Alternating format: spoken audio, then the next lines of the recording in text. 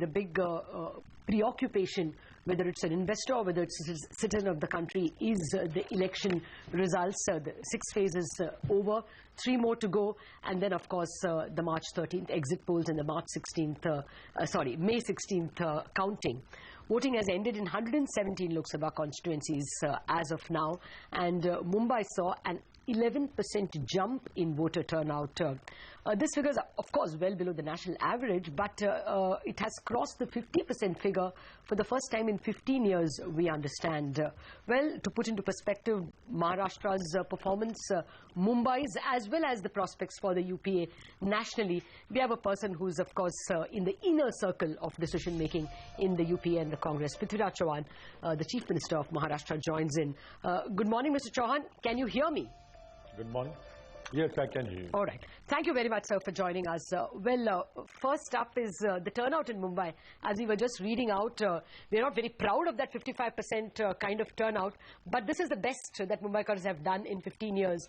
Normally, a good voter turnout is connected to anti-incumbency. So do you fear that 6 out of 6 is going to be quite impossible in Mumbai?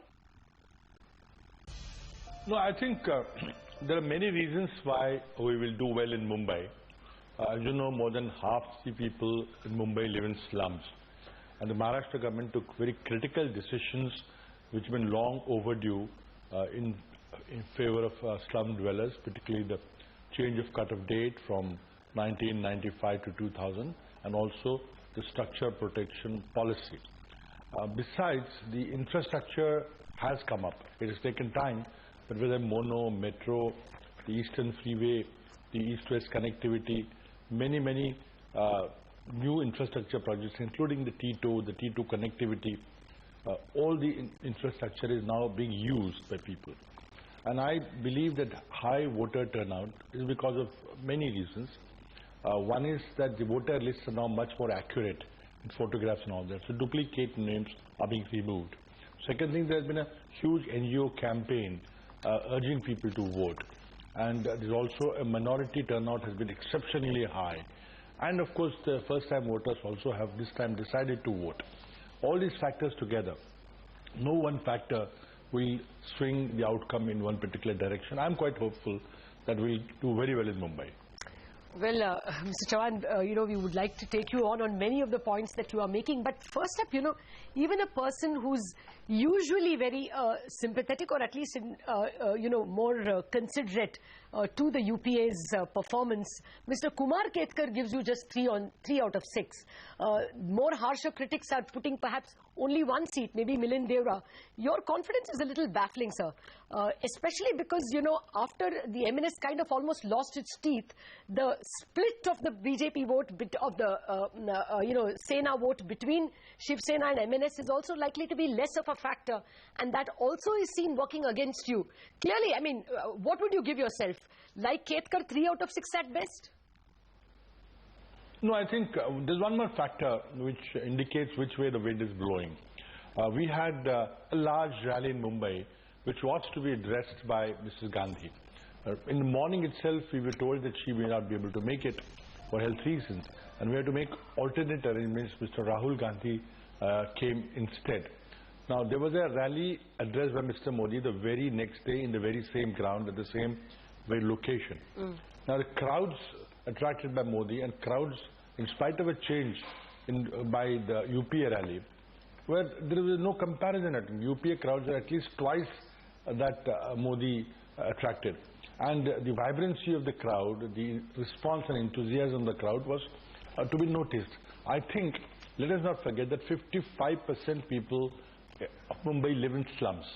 There's a huge voting percentage. Their voting percentage is much higher than the elements which are supporting NDA. So I think I'm quite hopeful for a very good result. Hi sir, and a very good morning to you. One of the complaints we heard is their names not being in the voter list, despite many of them actually having voted in the previous elections. Will this issue be taken up? Well, that is, but I really blame, I think at least in Mumbai people should not be so careless.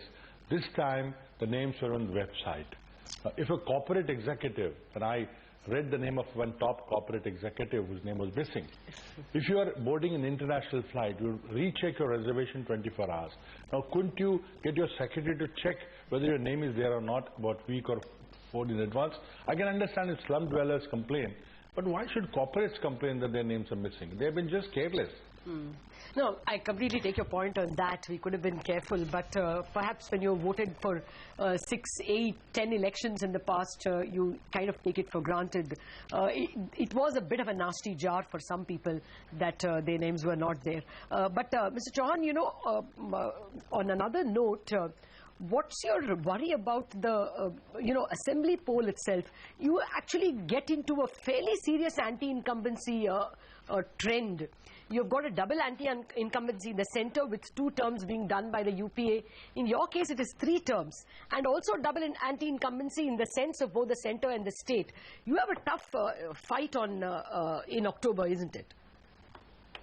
Well, anti-incumbency is all about whether you're given good governance or not.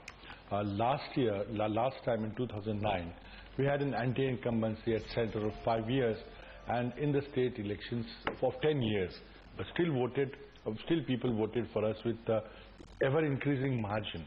It is just a perception of people whether the government could have done better, government did not do well, or government really went out of the way to help people. I'm sure the way we have worked in the drought, the natural calamities, the hailstorm, the flooding in Vidarbha, or the way the infrastructure is growing, there is generally a feel-good factor all around. I think I'm quite confident that we are much better organized and in the assembly elections, we will retain our power for the first time. It has happened in other states. It's not something unusual. If you deliver good governance, people vote you back to power. Okay. Since you mentioned the Rahul Gandhi rally, what starkly stood out was the absence of Sharad Pawar. And the feeling is that NCP perhaps is keeping their the other options open as well. Your comments? Well, Mr. Sharad Pawar has very clearly articulated that he will remain with the secular parties. Why he chose to remain absent, he has also explained. I had personally invited him for the rally and also told him in the morning that Mrs. Gandhi was not well. He had indicated that he would come, but ultimately he chose not to come, perhaps for protocol reasons. But I think he has made his views very clear that he would remain with the secular parties. Well, he also did indicate that he would be open to a third front, a group of non-Congress, non-NDA parties as well, Mr. Chavan. Well, but I don't think third front alone without Congress lies in the realm of possibility.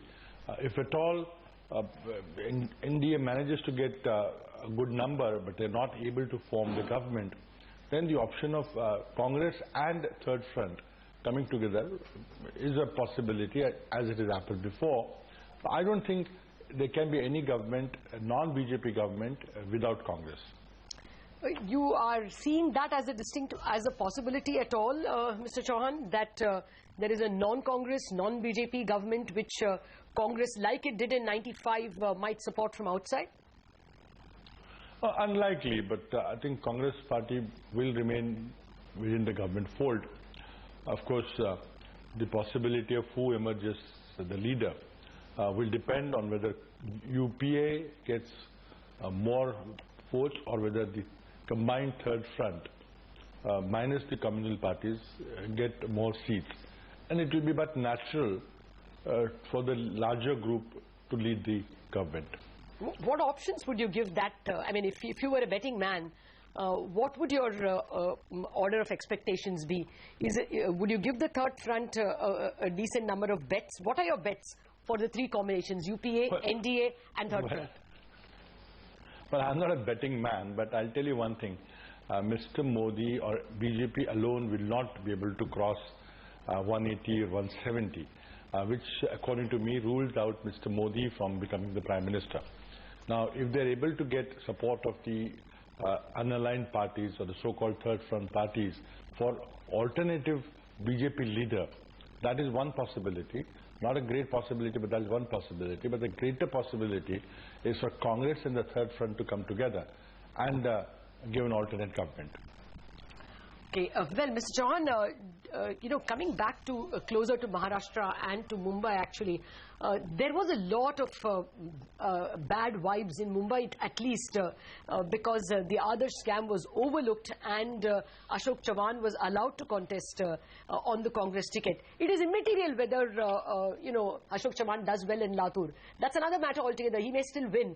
But you clearly lost a lot of votes from other possible pro-Congress voters because of overlooking a very big scam. Do you think that is going to be a major negative for the UPA in Maharashtra? No, I think we have to put that entire thing in a proper perspective. The scams that surfaced during the UPA 2 tenure were all possible because UPA enacted RTI law. If UPA had not enacted the transparency law, none of the scams would have surfaced. That means scams were happening in previous governments, but there was no transparency law like RTI, and they were buried, and they remain buried. Knowing fully well that the RTI would be used against party in power, which was UPA, Mrs. Gandhi and the leadership still went ahead and enacted those laws. And it is because of those laws the scams surfaced. Second, whenever any Congress person was perceived to be involved, party took a political action. A swift and sharp political punishment was meted out. Now, after that, a citizen of country is free to defend himself or herself in the court of law, which is happening. In case of Adarsh scam, CBI has a live inquiry. It is completely wrong to say that Adarsh scam is buried. It can only be stopped or buried by CBI, not by state government.